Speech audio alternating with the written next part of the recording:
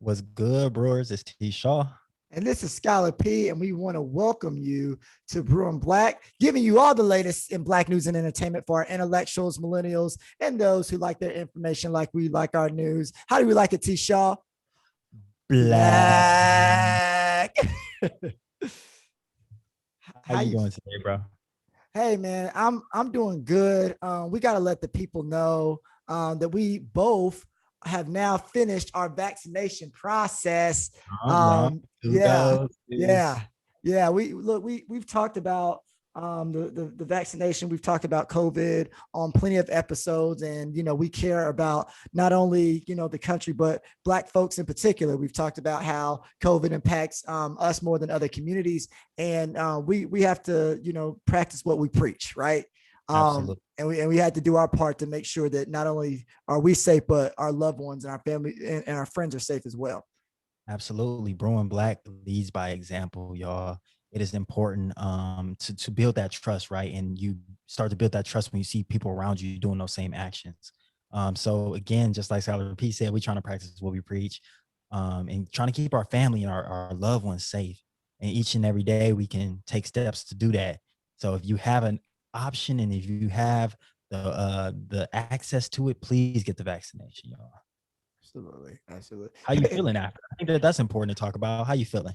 Yeah. You didn't grow no extra nose, right? You didn't you didn't get no superpowers. You didn't melt into the ground.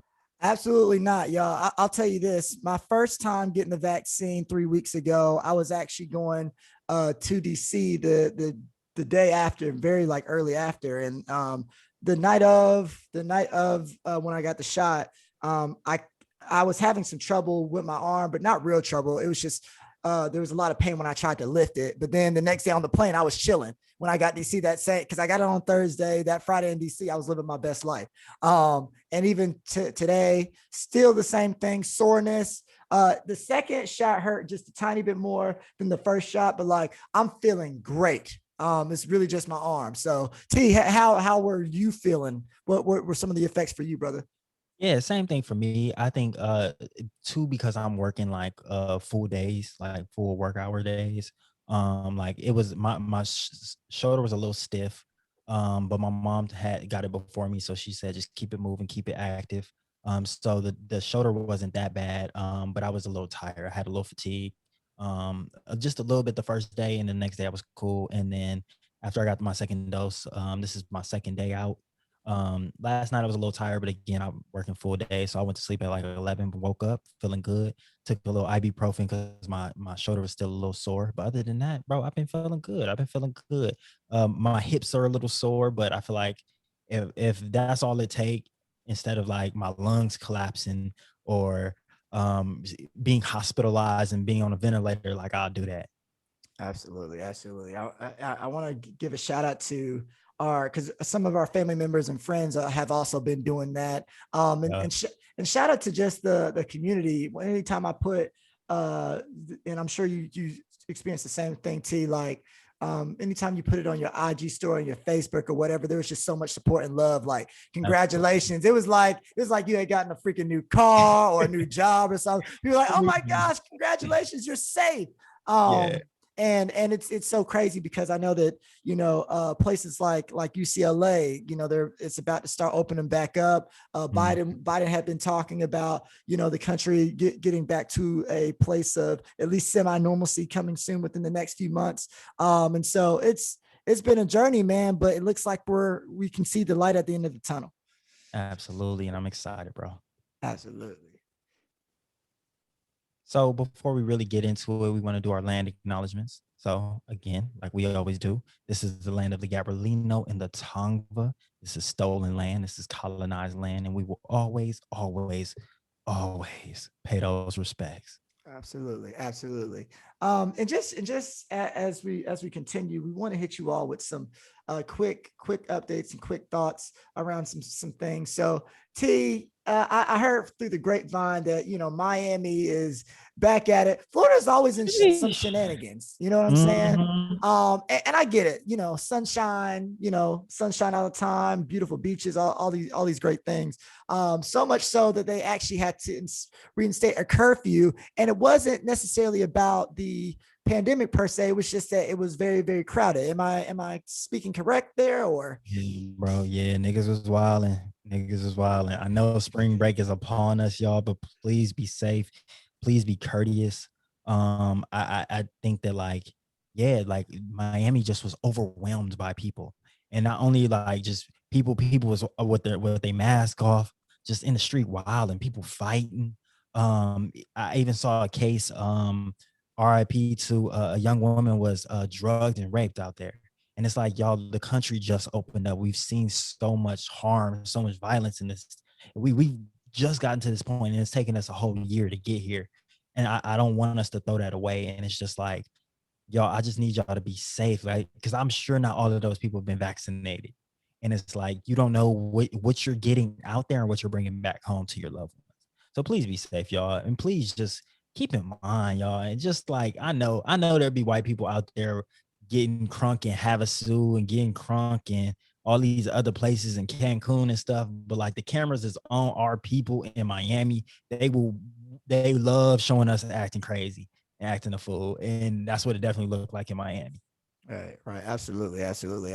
I'm finishing up my spring break, my darn self, and you know what? I'm happy to say that I stayed inside because guess what? I'm planning, y'all. I'm like the squirrel who's like getting the nuts and the acorns. You know what I'm saying? Because this spring break has had to be my one because of the pandemic. But trust me, when we're all back outside, those who have stayed in and have at least planned a little bit, we're going to take over the outside when it's even warmer in my favorite season, summer, because summer is coming.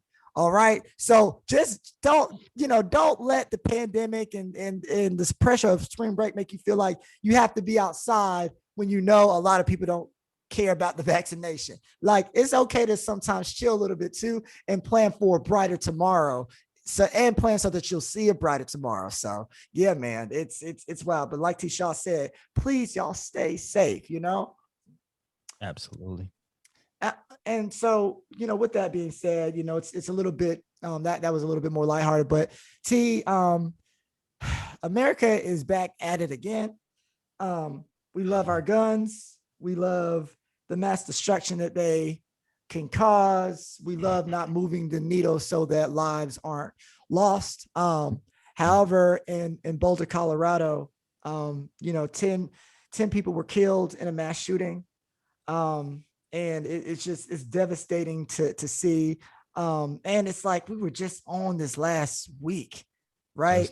That's so I think if I had my math correct, we had 8 die last week and 10 die this week. And it's just like, come on, y'all, like what's going on? What's going on? And so T, we want to, at Brewin Black, we want to make sure that we acknowledge those who have fallen, those who had plans on going home to their loved ones. It's senseless, and you won't ever get that chance and to come home to your loved ones, and your loved ones will be impacted forever. Y'all were innocent, y'all were worthy of life, and someone stole that from you all. And so we want to offer our condolences. And T-Shaw, I want our audience to know the names of these people who lost their lives. So will you acknowledge those people one by one? Absolutely. So we have Denny Strong, or I'm sorry, Denny Stone. We have Nevin Stanzic, Ricky Olds, Trelona Barweek, Susanna Fountain, Terry Liker, Kevin Mahoney, Lynn Murray, Jody Waters, and Eric Talley. So we just want to honor them and give them just a quick moment of silence.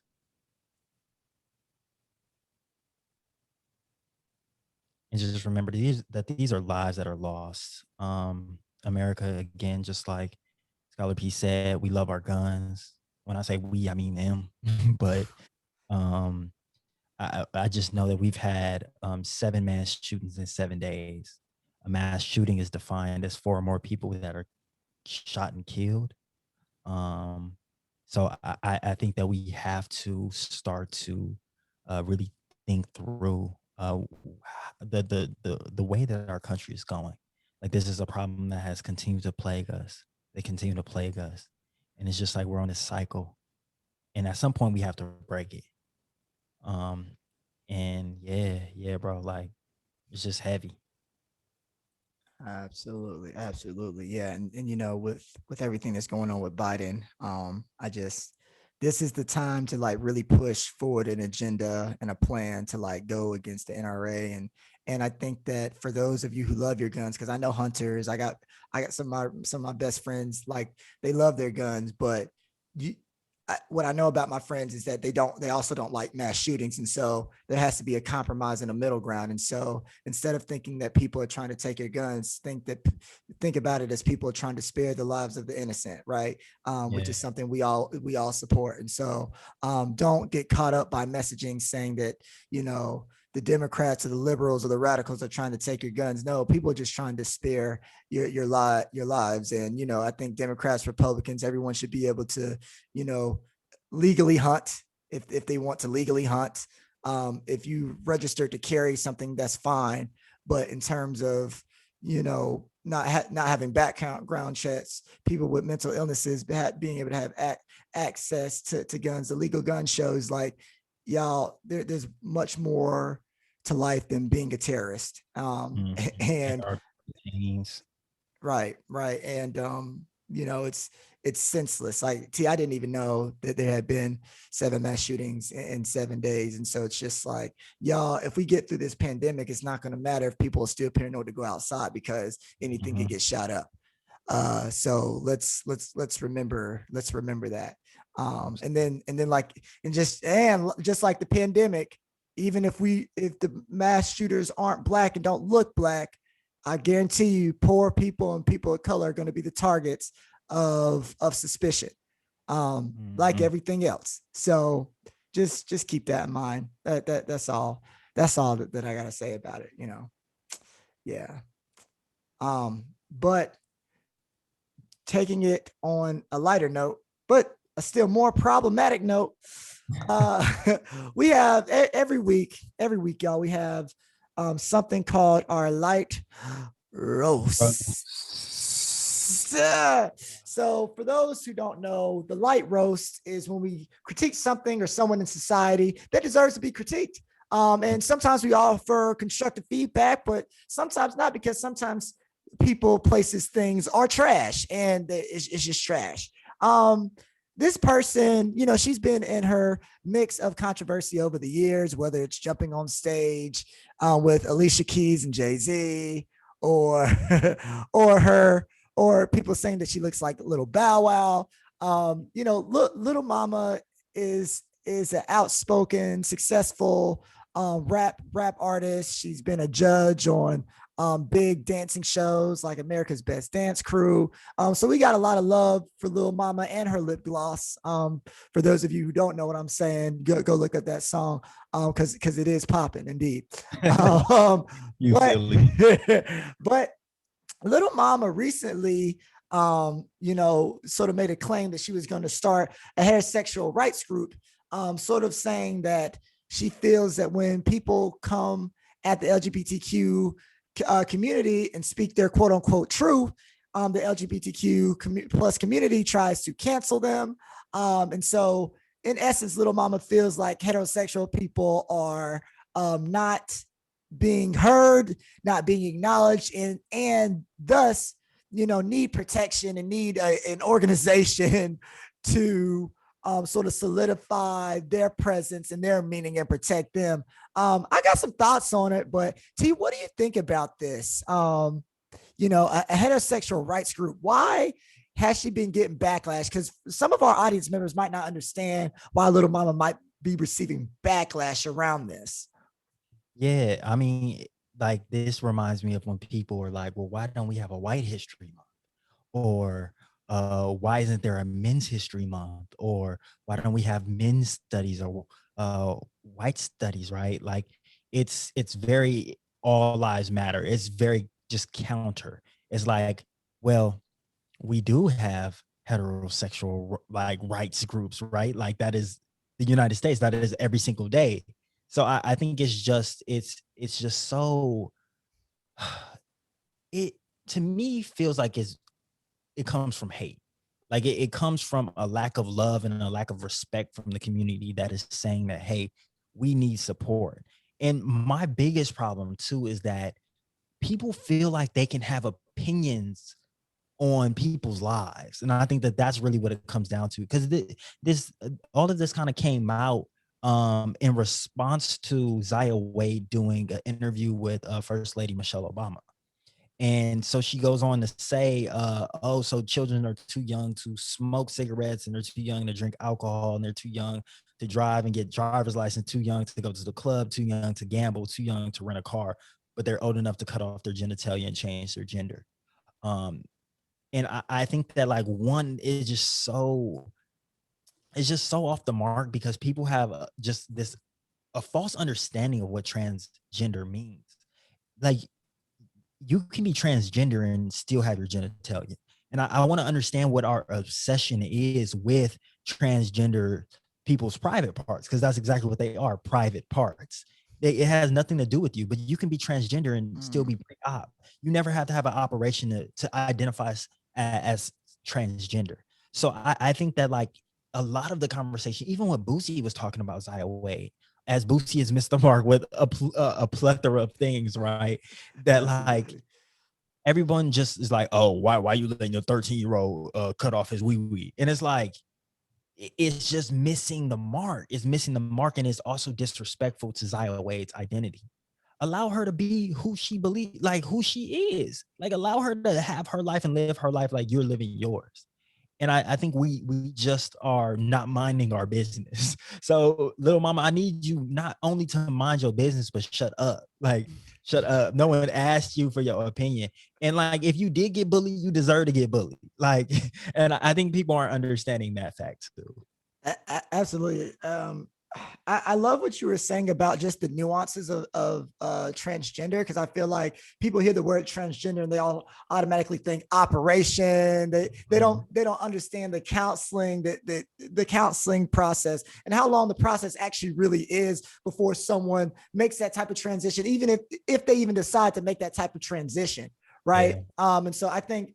And I think that this honestly is probably something that we should have someone on the show come on the show and talk about, because I think that there are just so many different nuances that people don't understand about that need to be illuminated. Because I think that there's also, there's not a lot of, I don't think that there's mainstream messaging about transgender people and the lives that they live. I think it's something that everyone says, oh, I don't hate LGBTQ folks, but you don't understand the nuances, and you don't agree with parts of the LGBTQ culture because you don't understand the nuances. Right. Yes. You don't go and do the research about the nuances. Right. And so we have to figure out ways to really sort of get that knowledge around the nuances out and make it more mainstream, because I think that, I could see someone from an older generation being like, yeah, transgender, like you're going through a transition. That's what the trans means. And it's just like,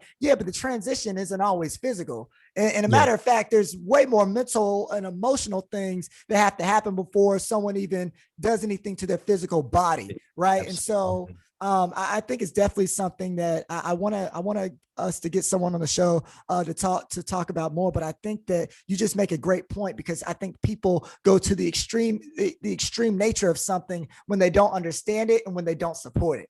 Right. Yeah. It's just like someone saying Black Lives Matter means we want to like burn up the country and kill everybody and destroy and it's like, no, like if you look at Black Lives Matter, you look at it, and you look at the plans and you look at their initiatives and that's you'll have more knowledge. But guess what? You don't want to. So you want to find the most extreme thing about it, right? Little Mama has money. She has resources. She could have actually done research on what it means to be transgender, on what the process is like, on the counseling that happens way before hormones are given to somebody to change them physically, way before surgery. But it is what it is. But Little Mama, let this be a learning moment for you, please. And I hope for anybody who's watching who doesn't necessarily understand how being a transgender person operates, do a little bit of research. Like literally Google what is the process of someone transitioning from one quote unquote sex or gender to the other. And see what you find before you make judgments and you post them online, especially when you have an audience and a platform that serves millions like Lil Mama. So girl, just get it together a little bit. Yeah.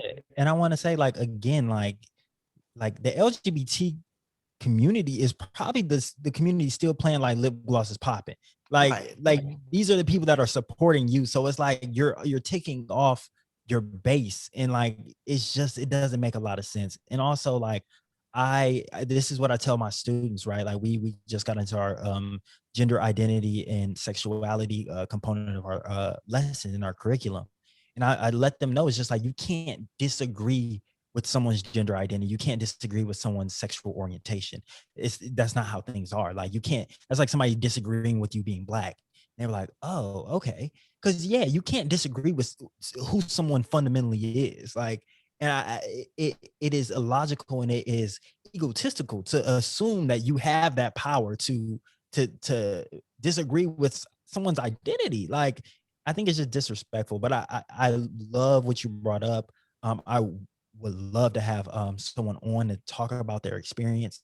It just allows it to illuminate for people, right? And I think that being able to connect and hear someone's story is often what not only changes us, but it just impacts how we get to understand issues around us. And I think that I would love that. So brewers, if you know anyone that would be open to talking about their experience, please let us know, because we would welcome that opportunity on Brewin Black. Absolutely. And so little Mama isn't the only one who's been getting some fire. You know what I'm saying? She she wants to start a heterosexual rights group, but there are other groups that are being created and have been created that get some flack. GoFundMe is a group. And it's an organization where you can get things funded via crowdfunding and support. And I think that when you think about a GoFundMe, you think about someone who doesn't have resources, trying to create opportunities for themselves and asking for the support of the community. But what happens when it is someone who actually has resources and money, galore, and now is trying to create something like GoFundMe for someone who's in their circle, who they're allegedly cool with, right? And that sort of happened with Kylie Jenner. T, do you want to give people a little bit more context? Yes, absolutely. So earlier this week, Kylie Jenner came under a lot of smoke, and she decided to speak up and speak out about this issue. So what happened was there was I believe it was her former makeup artist. He had got into some bad accident or something happened to him, where he was in an unstable condition and they needed money to help pay the bills for, I believe, his medical bills. I believe, I want to say initially it was after she tells the story. So when she posts it, it looks like there's about $60,000 that they're trying to raise. And I think that they had raised maybe 12,000 at the time.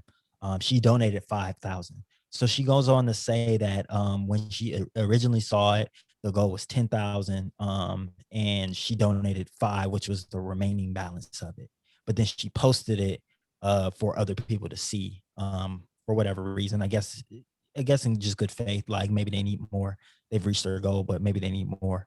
And then so then it goes on. I guess once she posted it, they might have changed it to 60,000, and then they go on to reach that.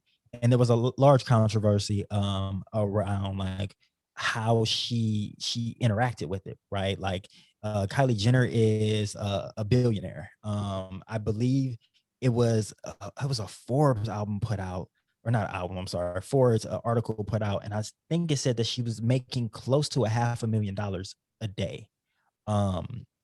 So I think that the controversy is that it's essentially chump change to her. If she's making enough money, $60,000, she could have donated that. She makes that in less than a day. she could have paid whatever medical bills that there is. And like, I think the large question looming is like, okay, we have billionaires, but what's really the point of billionaires if they're unable to support people in need, in a pocket change to them? Like, don't get me wrong, $60,000 is plenty to me and you, right? Like, that's life changing. But to someone that's making a $500,000 in a day, like, money is it's really just a concept, especially when you're a billionaire that are surrounded by other millionaires and billionaires. Like, instead of posting it on her page, people felt like she could have called Kim, she could have called Kylie, or not Kylie, Kendall, or whatever the other K's and the KKKs. She Stop. could have called any of them, and they could have posted. But I guess, yeah, it begs the question, like, how should people spend their money? Like, Kylie is a self-made billionaire, quote unquote. Like, that's Quote what she's. unquote. Yeah. So when someone has earned their money, no matter how they have, are we in position to tell them what to do? So I guess those are my first few questions, Scholar P. Like, what do you think about the situation, and like, uh, do people have a right to tell people what to do and how to spend their money? No, I think I don't think people ever have the right to tell you what you should do with anything, but you would assume there's a moral and ethical obligation, right? So I'll be the first to say that, like, if I was a billionaire tomorrow and I had 20 people or 20 people that, like, I don't talk to, or even family members that I'm not that close with who reach out to me for money, they probably not get money from me. I don't care how much I have. If But you were a billionaire, if I was a billion, because, like, for me, it's about the principle of trying to eat off me. Now, with that being said, I would be using my money for structural change in the societies and communities that I love and care about, right? So, but that's a moral and ethical obligation for me. But I think the thing with Kylie is that this is supposedly your person. This is supposedly someone who's sort of a part of your squad, or was. And if you're making $500,000 a day, $60,000, you might lose that. You might misplace $60,000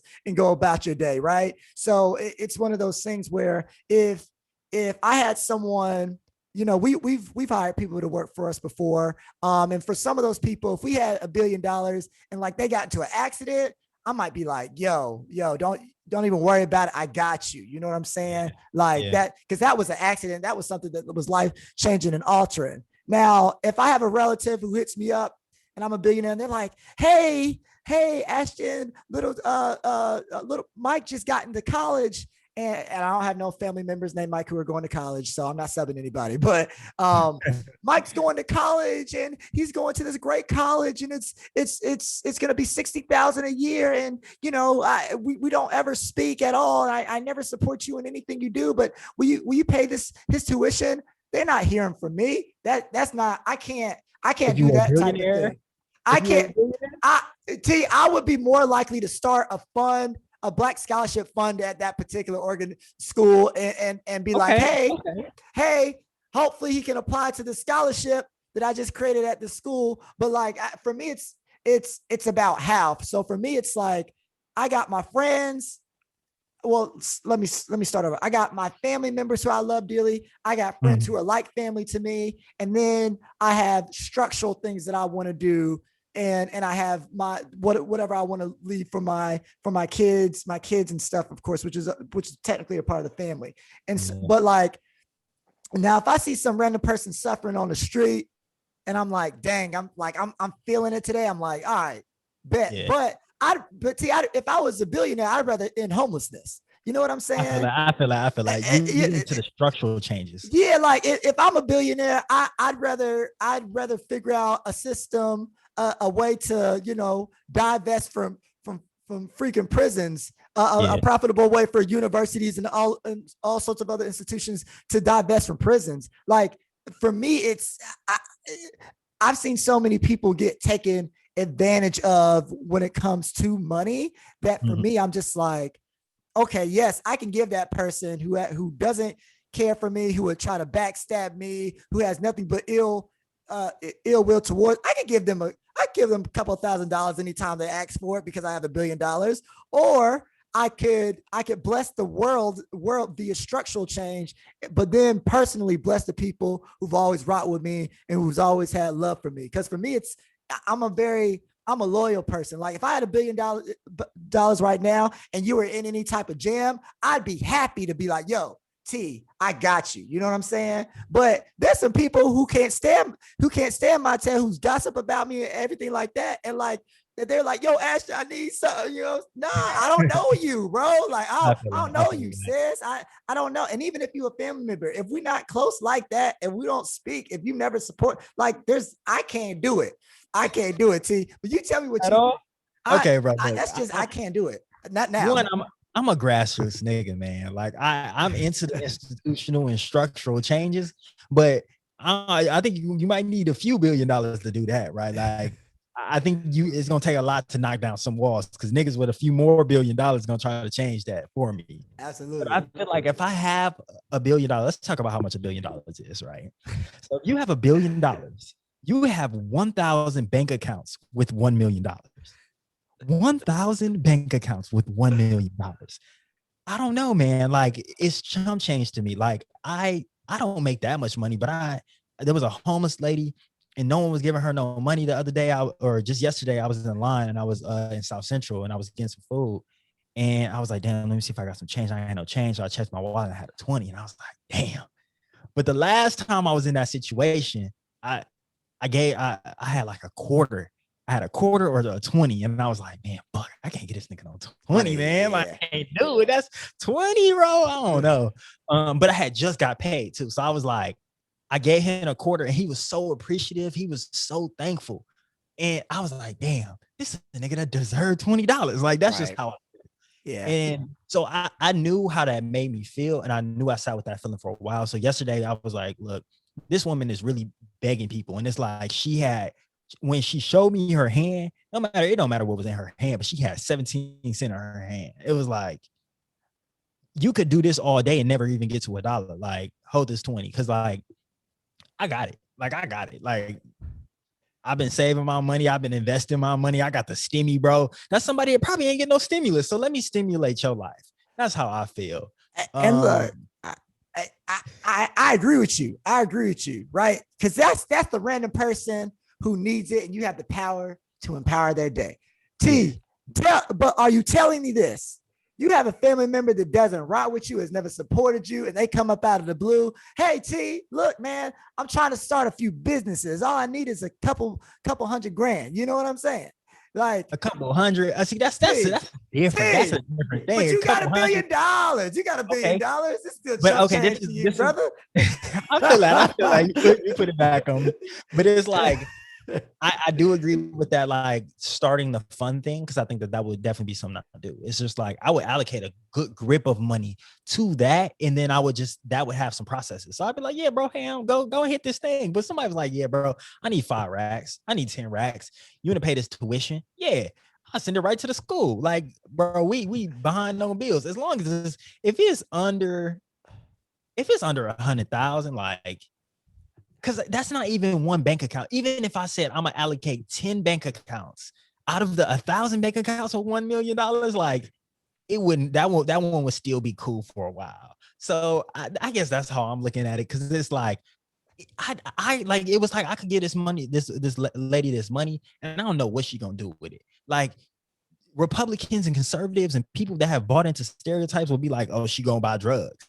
But it's like, shit, I'm gonna buy drugs with my money too. Like, I don't know. Like, I can't sit here and worry about if somebody getting over on me, because I did what I felt was right in my heart. Absolutely. And it's like, that's how I feel like karmic debt kind of goes around. It's like it goes around and comes around. It's like, I know I'm gonna get that 20 back, and it might come 24 because I gave it away. So I guess that's how I look at it. Because bro, $1 billion, like I see if we were talking a million versus a billion, you have much less. Like a millionaire, especially as I'm getting older, a millionaire ain't really don't got that much money. They're solid, a few people around them solid, but that's about it. But a billionaire, bro, there's only so many of them motherfuckers living. So it's like, you got $1 billion, man. You better make it do what it do. See, and I think I hear you on that one. I always think about someone like an AI, right?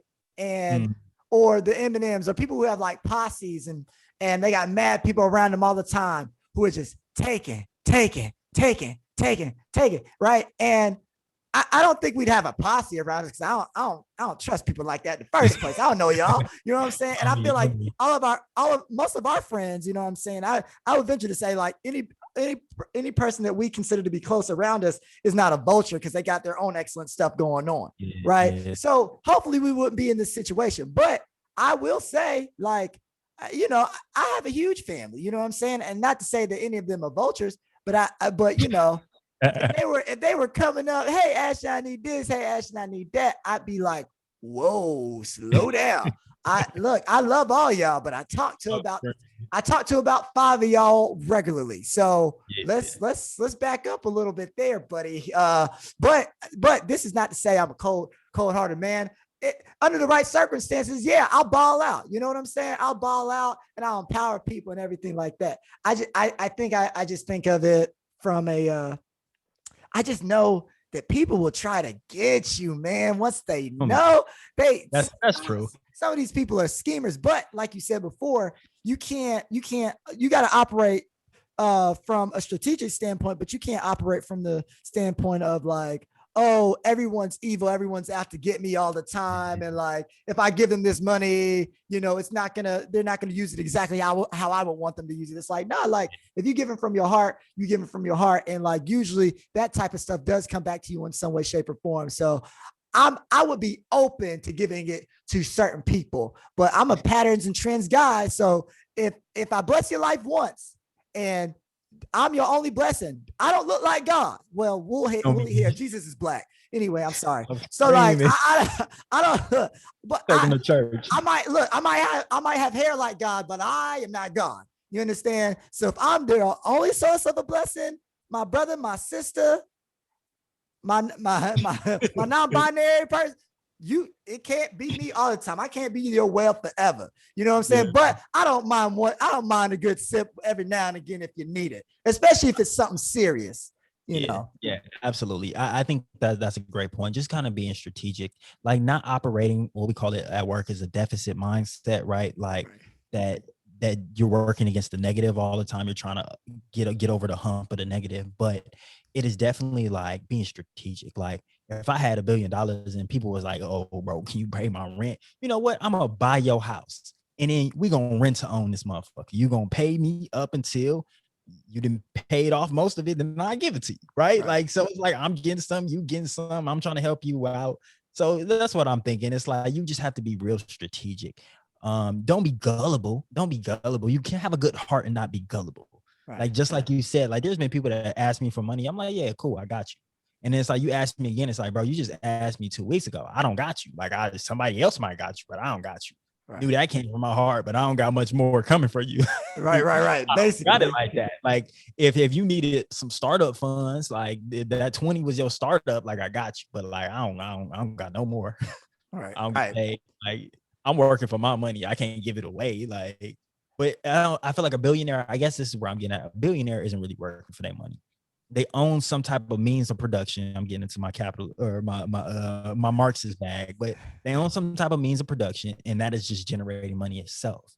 And in that system, somebody's being exploited. Like somebody's being underpaid. So it's like I'm already getting more money than I should be getting. So it's like, is it really my money?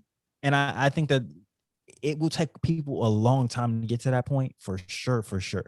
But I think that at some point we have to, and that's when Gene was on here talking about abolishing property, right? Like it's gonna take a long time till we get to that point, but it's like, what steps can we do in the meantime to get people just to at least recognize humanity, like that people need.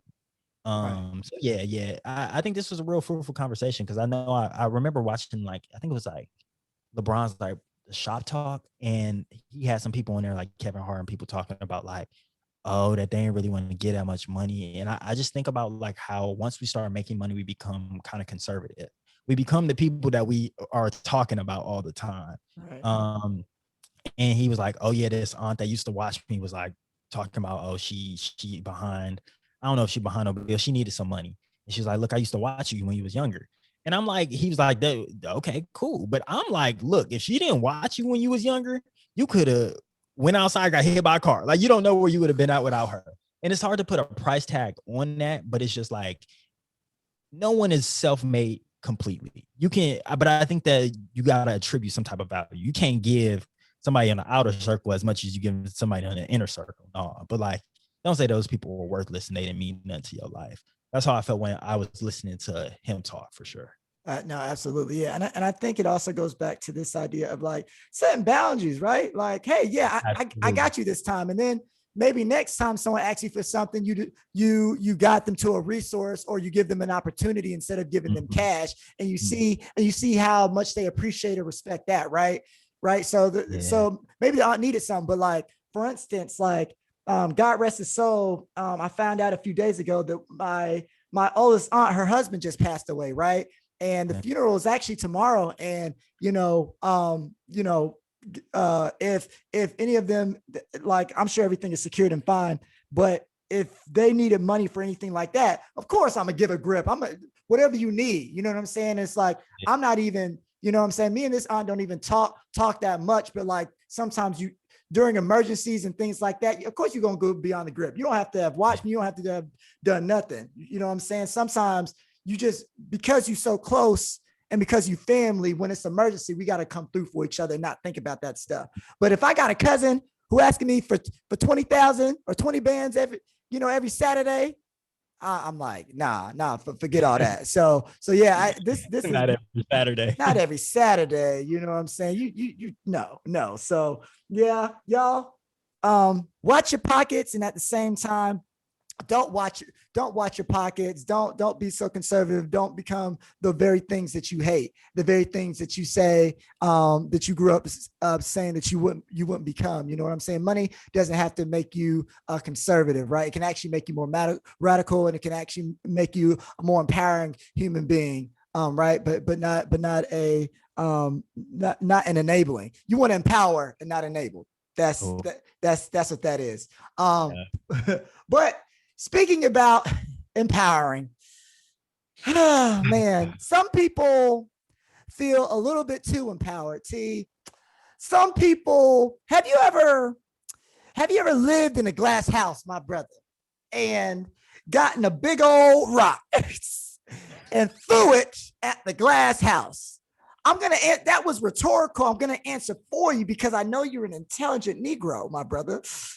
I think the answer is no. Why? Because for those of you who don't understand, physics, when you throw that rock at that glass, the glass is going to cut you. It's going to propel. It is going to cut you all the way up, and you are going to look a mess. All right. Yes. We are talking about practicing what you preach, and y'all, a relationship. Look, let me tell y'all, and T's going to break it down for y'all a little bit more, but let me give you the outline. T, can I give him the outline, brother? Is that okay? Please. Look, man, Derrick Jaxson is a relationship guru, okay? I have seen this man at Essence Fest with a line of women there to support him and thank him for all the advice about relationship he gives them. His relationship is meant to empower women and make women realize that they don't need to be in these crazy situations. But now to do that, and his approach to doing that is to talk about how crazy these men are, how these men sort of ain't shit in a way. And I guess that's well and good. I would maybe approach it differently, but you know what? You have a fan base, you have an audience. Your audience is Black women. You want to make them feel loved and empowered. And look, Brewin Black, we like our women like we like our coffee black. You understand? So we get that. However, my brother, when you are cheating on your wife, okay, when you are filming your relationship talks at your mistress's house, right? When you are being honest with the world about cheating with your wife, but you're not being honest with the world about how you also got this woman pregnant, right? When you were right, when we see the text threads that are as recent as March 18th of you still texting this doctor, okay, who has her own. If today, that's a week. And what's it? About a week ago, and then on top of that, you came at Pastor John Gray for his cheating antics and ways, right? You're coming at other people knowing that you're doing this dirt, I think it sullies and destroys the movement. Y'all, there's something called pick-me Negroes. Pick-me Negroes are men who are said to pander to women in order to be with women, but they're being disingenuous. They don't really respect women. Their actions don't show that they respect women. They're just saying all the right things in order to get women to be enamored with them, right? Yeah. And the horrible part about all of this, T, is that Derrick Jaxson probably had some gold and some gems that he gave women. But now for all the men who were always coming at Derrick Jaxson and being like, oh, he's just a simp, like all he does is attack men, they can now look at him and say, if he cheated on his wife and did all these egregious things, all this other stuff that he said that might have been good, you now have to throw out the window. I am now emboldened, and I will double down on my trash behavior because look at Derrick Jaxson. So yeah, this y'all king. This y'all king. So T, that was the outline, but I want you to give people some more of the backstory and just give me your thoughts on what the scandal means. You know. I really appreciated that you broke down a pick me, because I think we hear about a pick me in regards to a woman all the time, right? They're the ones that like say the perfect things. They talk shit about other women. They be like, oh, you not giving your man head while cooking an omelet and folding his laundry with your toes. Like, bro, okay, Superwoman, shut up. But I think it's super important to point out that there's pick me Negroes too. There's pick me men. And I think that what I really appreciate about Brewin Black, because we have the same audience as him, right? But I think what I appreciate about us is that when we're talking about things and we're giving advice to men, it's coming from a real perspective. It's coming from a we perspective. It's not a you. Absolutely. I feel like I hadn't even heard of what's my name? Derrick Jaxson. I hadn't even heard of him before, but just talking to you and then looking into some of his content, it was like this what they be on, this what they be on. And it's like, it kind of felt like he was exalting himself higher. But when we're talking to men, it's just like, look, bro, looks into the camera. Like, we've been here, bro. We done that. And if we haven't done it ourselves, we've been around men that have done it, but we've been okay with it. So it's like, it's a we thing. It's not a you thing. It's a us thing. It's a us thing. And I think that that's super important, because it's like, it feels disingenuous if you aren't coming from that perspective. It's just like you're trying to be better, but it's like, no, you just us. Like, and it proved it with this scandal. Absolutely. And thank you for acknowledging that part, T, because I want to be even more vulnerable. I think that there are a couple of things. I grew up, and because of proximity, I was around more Black men. The trauma that I faced, the anger and the crazy volatile situations that I was in, it was other Black men involved. And I grew up connecting, that bad energy towards Blackness when I should have been pointing it towards toxic masculinity and hypermasculinity. So I grew up like not liking or fucking with other Black men. Okay. Cause I was like, Black men are disrespectful. They're too aggressive. We're always trying to steal someone's one. We're always causing Black women pain. And it's like, no, that's what masculinity and patriarchy do. Okay. That's what masculinity and patriarchy do. Right. And that's something that impacts all men. But to your point, when I grew up thinking I was the only good Black man in the world. I was the only good. These other men, they do all these crazy things and da. And it took me being the toxic man in a relationship. It took me being the jealous or the insecure or the embarrassingly angry Black man in a relationship before I realized, oh crap, like I got some issues. Oh crap, like I don't know how to separate patriarchy and toxic masculinity from Black men. And so you can grow up like hating people who look like you, not caring about people who look like you. And it was one of those moments where it was just like, oh my gosh, if I'm feeling this way, I'm sure other Black men are feeling this way. And like, what are not only the consequences for ourselves, but what is the falling out and what is the backlash and the repercussions and the collateral damage that's done to Black women when Black men have that type of mentality, right? And so I think that with Derrick Jaxson, it's just like when you constantly point the fingers, and because his demographic is Black women and most people are interracially dating, the men he's criticizing are inherently going to be other Black men. And so now you look crazy. And we got to talk about his wife, okay? Because this is a whole different conversation. His wife came to this video, the live video where he apologized, because for those of you who don't know, Derrick Jaxson also did an apology video. He held his wife's hand. His wife, who is a beautiful woman, she had her glasses on, she had a bonnet on. It didn't look like she was aware that this video was going to be seen by millions. It looked like she was there reluctantly. And like people clowned her for that. But you know what? And look, I laughed because I was like, a bonnet with millions of people. But anyway, that's not really what this is about. Here nor there, yeah. My issue, T, is that she made a separate video. She was talking about enduring in the marriage and the power of Christ and God, and how, you know, some people are not ready to endure these types of trials and tribulations. But ladies, women, and actually men too, look, we can't keep using God and Christ and the church as an excuse for women to be traumatized by men constantly. All right.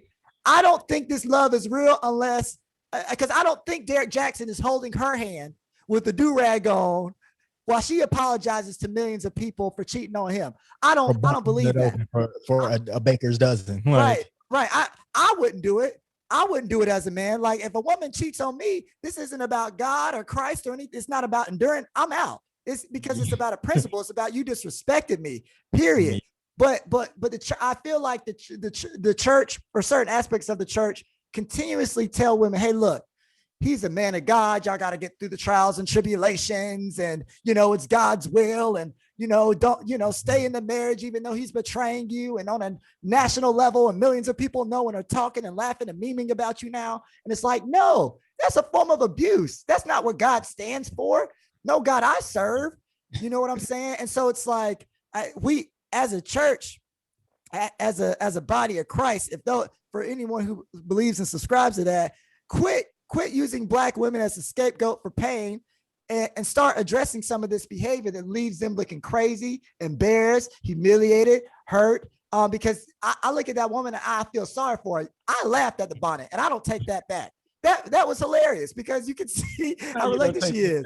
But it's so hurtful that she's using religion and God to justify this pain and this humiliation that this man is putting her through. And he was talking to the doctor on March 18th, trying to get at her, trying to come see her, bro. Like, he was aggressive. And explain, but it's like, nah, bro, don't you have a wife that you're trying to like rebuild your marriage with? You know what I'm saying? And it's just so disrespectful, and it pisses me off, T. And like, and I will say, this is not just a Black men's issue. It's a men's issue. We do this. Other races of men do this as well. But point blank, period. Like, my focus is going to be on Black women, and we as men, we can't do this, and we can't allow structures like church and religion to be the justification or our excuse to put Black women through this type of humiliation and pain. It's too much. It's too much. Yeah, bro. Yeah. And first and foremost, I want to thank you for being vulnerable and keeping it a being, because you shared your perspective, and that allows us to like really get into it and understand, right? But yeah, bro, like we really have to address, like, this goes back to Chris and Paige, right? That like we have to address and call out and highlight when men or anybody is using the Bible to exploit, harm, and gaslight people. But in these two examples, we see how the Bible is used and religion is used to gaslight these women into thinking that this is the pain that is chosen for them, that they like, you know, the saying is like, God gives the hardest battles to the strongest warriors. Like, yeah, but like, this is not a war that you need to fight. This is not your war, but he's brought you into it. But she, like, in her video, she's talking about like, oh, this is spiritual warfare, and y'all don't know what I've been going through, and we've been dealing with this. So it's like, you are continuing to stay, and this has been a problem. But now he has to admit to this nationally. And I think the other hard part for me too is that this is really a facade, because the woman that talks the mistress on the phone, she talks about how he has never brought up God with her. Like he has never been Absolutely. this religious, spiritual person. Like he'd be talking about getting money and all of this other stuff. So it's like, if this was really your true persona and this was really who you were, then like, how could you hide why would you hide? If you were a man of God, why would you hide that from someone, right? She didn't even know he was an internet personality. Like she even goes on to say that, like, oh yeah, they're my banisters in a lot of the back of his videos. Like now that I'm seeing his stuff. So I think that, yeah, like it's crazy that she was willing to sit there looking crazy, like symbolically and physically, like right there as he talks about him busting these women down. Like, and I need her to know and need everyone to know that like we don't need to be doing that to Black women, and women don't need to sit by and stand by and while we try to figure out what we got going on. That's Right. not fair to y'all. That's not fair at all. Like, and people even like she was getting flamed, bro. And it was like I chuckled a little bit, but after I thought about it, it's like she didn't have nothing to do with it. She is the casualty, but it's like she is catching strays because of him. And it's like, bro, you can't even admit to that. And you're gonna stay with her and she gonna continue to look crazy. Like somebody said that they would swallow a pair of jeans before they sat there with a man in a bonnet on as he talk about cheating on her. Like she looked uncomfortable. She really did. And it's like, I don't know, man, why we really be doing women like this, bro? Like it's crazy. Like I'm glad that I'm not a sicko like that. But like, I really want to know what it takes to get to that point, because there is some type of dissociation with him. I don't know if you saw that video with him talking in third person. Like he was, I guess that's how he do his videos when he's talking about a couple and different things like that. He did that to his own video, bro. He did it to his own video. Like there is something really going wrong in his head, man. And I just don't know. It's really crazy, but it's crazy how much this blew up too. Because we talked about it on Monday, and he was like, "You know who Derrick Jaxson is?" I was like, "No, not really." And it blew up. You know now you know, and it's all for all the wrong reasons, because Yeah. I've seen like some of his videos, like they have some gems in it, right? And me and Tisha are going to reiterate, like I've been the toxic man. Like I've never physically cheated. I've emotionally cheated before. You know what I'm saying? Like Yeah. we are not perfect by any means. So this isn't just an attack on Derrick Jaxson, because Derrick Jaxson is not. He's the vehicle through which this conversation is being had. But there's a bigger issue Yes. here in terms of what we allow Black women to tolerate. Because once again, first of all, I don't see enough Black women to cheat for men to have to be put in this situation. But I ask all you brothers, if this is Derrick Jaxson who had been cheated on, and his wife had gotten pregnant by another man, and then had the pregnancy terminated, like what would the narrative be? You know what I'm saying? Would Derrick support her? And like I won't name the other people who are within the church who are actually famous, who've actually sort of talked about this, but like there have been a lot of men who've been like, oh, I cheated on my wife, she stayed. That's what makes us a strong marriage. And I'm like, nah, bruh. When she can cheat on you and she can come back and you can love her, that's when I know it's real. Because right Yeah, on now, me. it's all That's hypocritical. equality. Yeah, right. And it's all one-sided. And it's like, for any woman who's actually stayed with the person, that's fine. Like, we're not saying leave if you feel led to stay, but don't use God and trials and tribulations and the endurance of a marriage to justify it. No, you were just okay. You're just okay with staying for your own personal reasons, but like Yeah. don't go encouraging other women to stay in something that's foul just because that's a personal choice based on your particular factors in life. Because this is not what God wants. This is not what God desires. A hard test or a paper is a trial and tribulation. Your car breaking down is a trial and tribulation that you should go through. You know what I'm saying? Like these unexpected random things, but cheating is intentional, y'all. Yeah. It's deliberate. Like that's not And what God wanted for you. Come on now. bro, and it's abuse. It's abuse. Like that's emotional abuse. And I think that like, I don't know. I just started thinking about like how Black women have just trouble in childbirth, right? And like at the heart of that problem is that people fundamentally believe that Black women can take on more pain than physically tolerable. Right. And I think that I feel like in this moment, I just started thinking about how emotionally that might be the same thing, that they can withstand any type of pain, right? and that either makes them stronger or that they're just capable of doing so. But then that allows us to continue to like harm them and do this type of violence, because that's violent, bro. Like if niggas kill over shit like that. And that's how I know it's violent, because it's like violence begets violence. Niggas get cheated on, they feel like they feel away. I was just showing my students this, and it was like this video, men in anger management, and he was just saying that like, oh, he in anger management because he caught his wife cheating, so he beat him up and then he beat her up. And I was like, damn. But it's like, we had to talk to our students, because they was like, I mean, I'm not saying I'm the same way, but like, can you blame him? And it's like, yes, you can. But like, but I think even in that sense, it's like you can recognize that that is a violent act, to be cheating. Like that is some type of like, that's abuse. It's like y'all have an agreement, y'all have a mutual understanding, like y'all have this relationship, and you have like broken this contract with. So it's like, I feel like if more people thought about it like that and thought about like the real things that they do, but I think that they're just selfish, and they like, well, I wanted to do this. I'm sorry. Usually they feel guilty, and then they like, well, if you stay with me, I'll be better. And it's like, yeah, it'll be like the Quavo and Saweetie situation. I'll buy you a car. I'll buy you a Benz. T, could you imagine? Well, actually, let me not use you, because I don't like using people's real life stuff. If I'm single. If I had a girlfriend named Micah, and Micah, she cheated on me and got me a Benz after. You know, I burned that Benz up. You know what I'm saying? Let me not say arson, because we on air. But that motherfucker. Yeah, right. Look, I would reject that thing. So break dip. Right. Absolutely. If Micah cheated on me, there wouldn't be a car in the world. There wouldn't be a house in the world.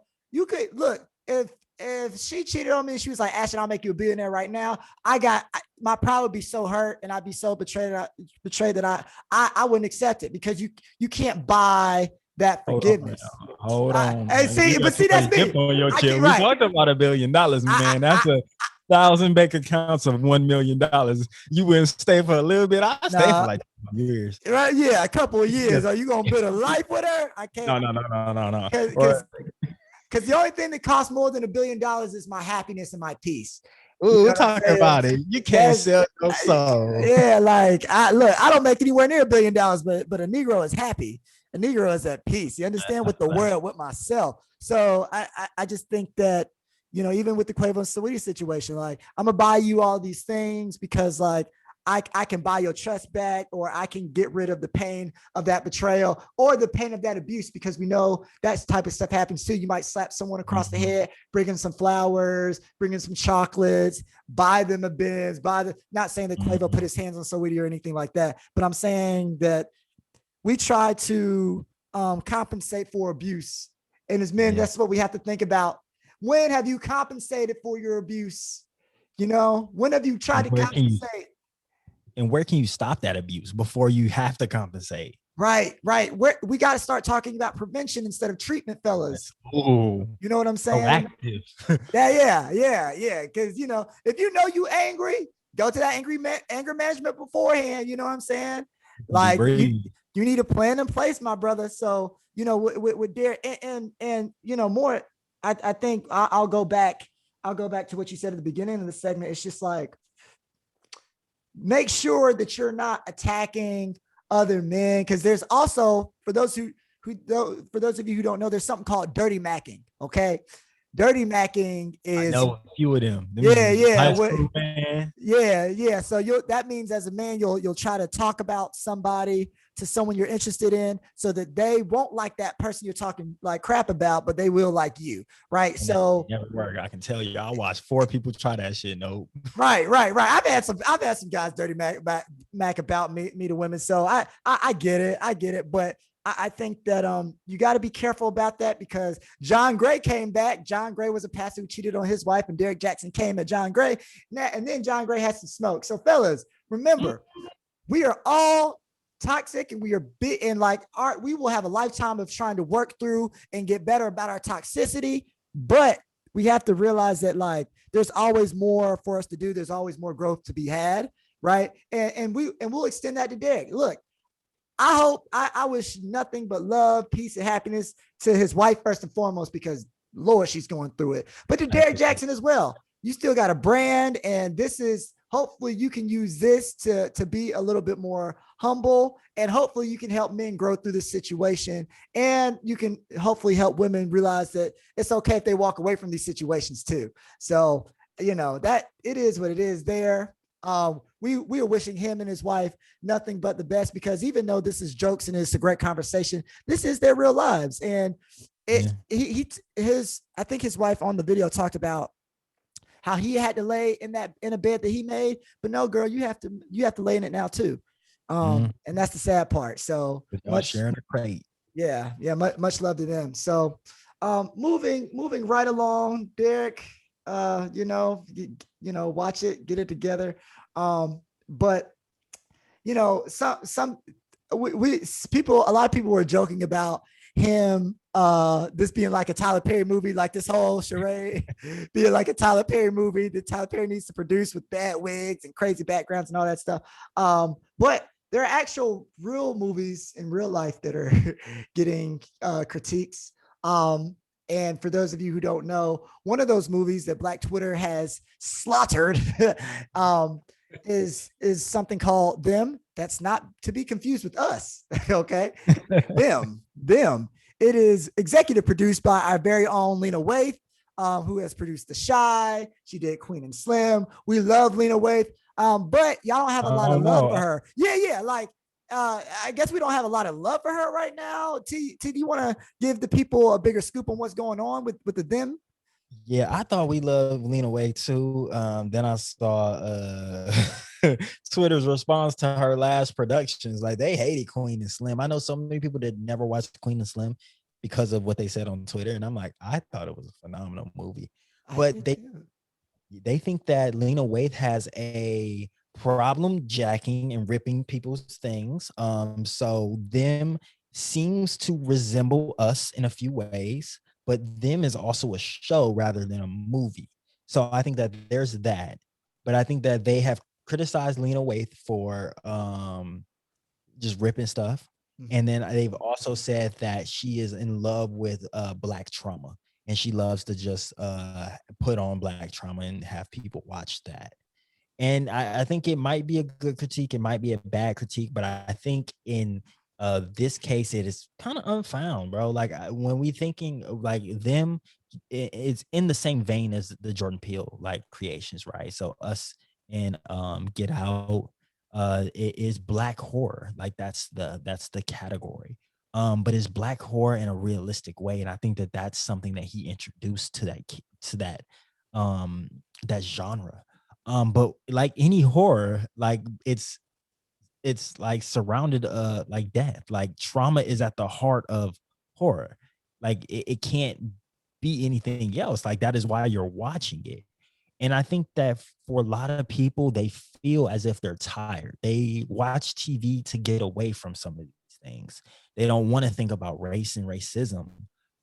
So when they're seeing things like this, they're like, they want to see Black people and vampires. They want like a Black Twilight. They want like a I don't know. Like, I keep seeing people like, oh, we want mermaids. They want fantasy rather than horror. They're like, I don't know horror, but they don't want trauma. But I'm thinking like Black horror has always existed. Shout out to Dr. Do. She is a professor at UCLA. She has written, I think it's called horror noir, where she talks about the long-standing subgenre of Black horror and how it's always like kind of been around, and how it deals with, she says, sinister shit, supernatural, death, blood, fear, monsters. And I think that she also brings up this good point that like people watch horror and people love horror. And I think that she was also making the point that in like traditional horror, a lot of these monsters are kind of replicated off of Black people. Like, it's a lot of horror is really racist. Like, a lot of the monsters are like symbolic of Black people. Like, even Toni Morrison has talked about this in some of her books, that like it's often a dark shadow that is like creeping up on you, gonna kill you, right? And that just, she talks about how that literary stand-in is just for Black people, and like people have just replaced that image with Blackness, right? So I think it's brilliant in the way that Jordan Peele and now Lena Waithe, and it's actually written. I think them is written by some man named Little Richard, another black man. How they've kind of flipped the script, flipped it on its head. And that, like, now as black people, we understand that horror, like the real horror is racism. Like, racism has always been the boogeyman. And I don't think we should front like that's not our reality. Like, it's a real thing, it's a real problem. Like, I really love looking at them, that how they discuss what is it called? Redlining. How, like, the horror is based out of like a black family that has just moved to a white neighborhood and they're trying to spook them off. And I think that, like, it makes so much sense that, like, we are bringing in real situations, because, like, we know that black people, that's our biggest critique of horror films, is like, if there's something creeping out in the dark, we're not running out there. Like, we're getting away as quickly as possible, but we're also never going to investigate stuff. So I think that, like, when we see some of these horror films, we're like, this is dumb. So it just makes so much sense that this is the real horror, because this is something we deal with each and every day. But I feel like maybe it cuts too close because people don't have a lot of good things to say about it right now. Absolutely. And I think that I really appreciate your points about the different things that, like, black people want to see, and how that, like, trauma is sort of inherent in the horror. And, like, the funny thing about horror movies is that, like, when I watch, like, predominantly like white movie horrors, it's like things that, like, can't really happen. And so you actually, for white people, it is an escape, but it's also an escape because they don't live scary ass lives, right? Exactly. For black people, it's just like, I could walk outside to go get my mail tonight and a cop might see me and shoot and, like, light me up. Right. That's my reality. That's my biggest fear. Yeah, that's my nightmare. Like, there's no monsters. Like, white people are the monsters. Yeah, right. And so for me, it's like, I definitely understand that people might feel like, well, I live in trauma, I live in horror, why do I want to see it? But at the same time, it's just like, well, then put your dollars towards a black creative that creates black fantasy. You know, like, exactly. It's the category. Don't watch this category. Right. Like, one thing, Tyler Perry gets a lot of critique. I watch Tyler Perry every week. I have a lot of critiques every week. But guess what? Tyler Perry is not coming to emailing me, texting me, and being like, Ashton, please watch. He has a demographic of people who love his stuff, who will not critique it like I will. And they have made him a billionaire. You understand? So it's like, if you don't like Lena Waithe, if you don't like her stuff, write something of your own. Produce something of your own. And I think that people don't understand all it takes to actually make a show, get a show funded, produced, and whatever. And if you understood all that process, that whole process, and then you were like, let me go and try to make a black fantasy show, you would realize you don't even care that much in some cases. And if you do care that much, I guarantee you there are black writers who are making this fantasy stuff. Put your money and support behind them. Instead of tearing down Lena, why don't you tweet out a script or a writer who's doing this work and make them famous? So I think that we have to, and I'm working on this myself, like a couple episodes back, you can look at our conversation about Malcolm and Marie, and it's like, you don't have to agree with something. You don't have to agree with the way it was done, but you should be able to say it respectfully and not in a way that's like, oh, this is complete trash. This is horrible. It's like, no, for Malcolm and Marie, like, it wasn't my favorite film in the whole world, but there were some good points and I was able to acknowledge that. And I think that even with Black Twitter, we have to find ways to critique without crushing. You know what I'm saying? There's critiquing something and then there's crushing something. And I think that with Lena Waithe, you might not like her work, but I've never found her stuff to be disingenuous. I think she really cares about black storytelling, and she has a particular style. Like sometimes I want to listen to Lil Wayne or T.I., and sometimes I might want to listen to Ariana Grande. Guess what? I can. That's why Spotify has a search button. You know what I'm saying? You can flick through different channels. So like, let's take this pressure off Lena Waithe, and like, let's also see the show. Yeah, like, I think that's my biggest thing is that, like, Twitter, specifically Black Twitter, like, we have gotten into this habit of writing think pieces and making all of these threads and just all of these critical thoughts off of 2 minutes and 30 seconds. And it's like, you couldn't have got that much from that. Like, please watch it and give some honest critique. Like, I think that people write reviews and don't even watch movies. People write reviews and don't watch the show. People write reviews and didn't listen to the music. And it's like, I'm just kind of sick of that. It's like, yes, I think that people looked at it and realized that out of the 10 episodes that are going to be produced, I think there were 5 black or white directors and one black woman director, and I don't know the other like numbers for it. But I think that like it's important to know that there was a black man that wrote it, and there's a black man that like created it, and then there's a black executive producer. So like it's still storytelling by our hands, and just not at every single role. But we know that that's kind of how Hollywood works. Like I think that like mainstream shows like that, like it's on Amazon. Like maybe if it was on YouTube, or maybe if it was on like an independent network, or like it started with a smaller deal, then it would be. But I think that what we get in quality, like physical quality wise, like because we talked about like the Leprechaun and stuff like that, right? We think about these black horrors in the ways that we want them. It's just like some of those things aren't funded. So it's like you got to give and take, but that doesn't mean that the story is going to be trash. So I just want to tell like Twitter and like just my people in general, like I think that I really want us to start to work and critically think on our own. I think that we've kind of gotten this habit where we look at social media and see what people are talking about and allow that to form our opinions for us, or really heavily influence it. It was like, I feel like I saw people say that they didn't like them, and then everybody hopped on the same thing and they just kept saying their points. They kept saying the same points. And I'm just like, well, have you thought about this? And then no one responds to that. And it's just like, well, like, are we just mad just to be mad? Because it's only 2 minutes and 30 seconds. We couldn't have been that upset about it. So I'm gonna watch it. I hope y'all watch it. I just don't want us to continue to do this to black film and black art, because I feel like we do this. And it's like, white people don't do this. They don't hold their stuff up to this high of standard. If they don't like it, they just don't engage with it. But it's like we have to trash it so it doesn't do well at the box office. And I can't stand that. It feels like hating in a way.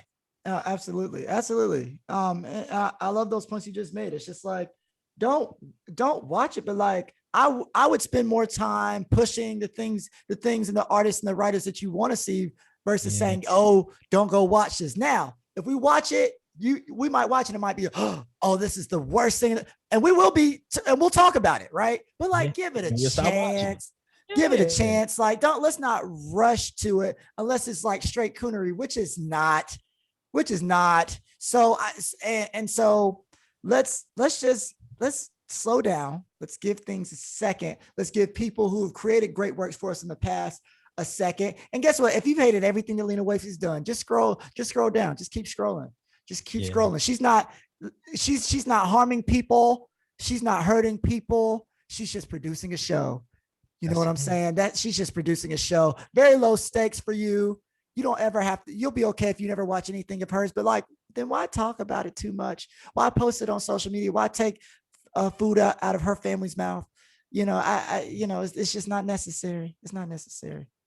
And my other thing is that like we love Lovecraft Country, and like they had a number of white directors, so it's like, what's it gonna be, y'all? Like I just think we should give it a chance. And like I think Lovecraft Country did it very well, but I think some people like that there was racism embedded in it and influenced and affected the story, and some people didn't. It was like, well, why can't we just have like just straight fantasy? Why does race have to play a part? But it's just like, I just know that my black ass life, race, I see that shit everywhere. So why would I like, I just don't want it. I don't want it to be fake. Like, why would we fake the fun? Like, this is our life. Like, we can't run from it. Let's embrace it. So I'm off my soapbox. That was my last real big comment. No. Shout out to Lena Waithe. And y'all, we're gonna encourage y'all to go see it, then make your opinions and bring those back to us. We definitely want to know what y'all think. And with that being said, we're talking about, the shows. I called it a movie earlier. It's the show, them. And, we're talking about people, black media producers, black writers, black executive producers, and someone that I hope people do still love is Issa Rae. I'm very saddened about this being the last season of Insecure. I'm very excited to see how it turns out. But This is Women's History Month, and we want to give us something that we like to call a spotlight. And so for those of you who don't know, we have our light roast at the beginning to critique people, but then we got to show someone some love who's doing some great things and accomplishing great things. And Issa Rae, with her excellent black girl magic self, has secured an 8-figure production deal. And we are just so excited for her. Has always been an example for Black women and just Black people in general. A big boss, and I think that she tells stories. I think that, and you know what, for all the crap that Lena Waithe gets, I think that Issa Rae is someone who can talk about some traumatic things, can talk about awkward things, can talk about funny things. And so we want to give a special shout out to her. We want to say congratulations. You're repping not only for, women, not only for Black women, not only for people, but you're just repping for people in general. You're just excellence in general, excellence personified in general. And we just want to salute you. T, you have anything to say or can contribute to Issa Rae's success? Yeah, absolutely. Shout out to Issa. I'm rooting for everybody Black. Absolutely. Yeah. I think that, like, for me, Issa Rae reminds me to continue on the work that we're doing, right? To believe in yourself and double down on yourself. And that if you got the heart and you got the pride and you really believe in your product and you were putting the time into it, that you will see your dreams come true. And I think that, like, knowing that she started from the misadventures of the awkward Black girl, like, and that was on YouTube, and she did that as a student at Stanford, and then just continued to work and continue to build on her brand and continue to perfect her craft. That sky's is the limit. So I think that I just want to shout out Miss Issa. I really look up to you. Like, I think that Issa Rae is iconic. And she should be an inspiration to all Black people. I think that, like, just knowing to being genuine too. It's like when I see Issa stuff, I feel like I'm getting Issa Rae. It feels genuine. It feels like it's coming from her. It's coming from her heart, her personality, and it's like that's the only person I know how to be. So this is what you're gonna get, and I really enjoy that. So yeah, shout out to her. Continue to grow, prosper. And yeah, I'm looking forward to whatever else you're gonna produce. I'm very saddened that Insecure is going off air, but I know you got bigger and better things on the way. Absolutely, absolutely. And for those of you who wanted a little bit more details, it's apparently or allegedly or reportedly a $40 million or a multi-million dollar deal with Warner Media that's worth $40 million. So get that bag. 40 million, you know what I'm saying? Look, we would act crazy with 10, you know what I'm saying? For those of you who don't know, because I love doing this type of math, $40 million is 40,000. No, 40 million. That's $400,000 a year for 100 of them years. You understand? So, like, dude, I like that. Her great grandchildren, in the words of Beyonce, my great grandchildren are already rich. That's from the boss from the Carters. Go check that out too. But yeah, man, shout out to Issa. Shout out to Issa. She getting paid like an NFL running back, boy. Well, talk about it then. Continue to push down to the end zone, Issa. Absolutely. Bro, I think that's it, man. You have anything else you want to say to the people? That's it, bro. That's it. I appreciate y'all for supporting us. Our last episode did numbers. We got as many views as our last episode in the first 2 days. I don't know what we did right. I don't know how y'all done found us, but thank you for rocking with us. Invite your friends to the next episode. I hope you enjoy this one. I hope you love it like I loved it. I had a great time, bro. This is good. Yeah, man, it was a long day at work, but it's like we hopped into it. We had a real discussion. I feel like people hear how genuine we are, right? I think that, like, I love that. Like, this is honest discourse. We are really just coming from the heart. This is we have some prep, right? We have a little outline, knowing like our points and stuff, but it's just like these are just thoughts flowing and us bouncing off of each other. And I think that, like, that's what I really love most about it. And it's just like we will be here for a long time because I enjoy this. And it's like it's not even work.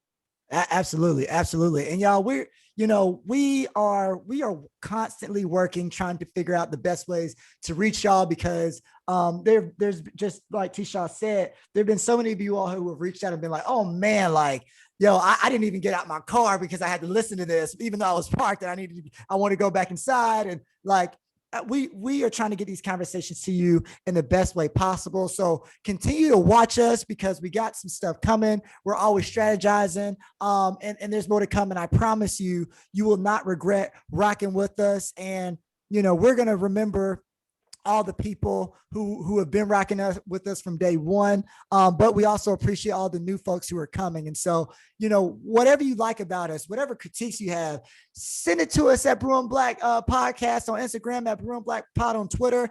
Hit us up on our personal Instagrams at Positive Energy P, at Tristan Aubrey. Like we are here. We want to hear what y'all have to say. And we want to know how we can best serve y'all. So please do that if you're able to get a chance to. Absolutely, y'all. So like we like to say, keep the coffee black.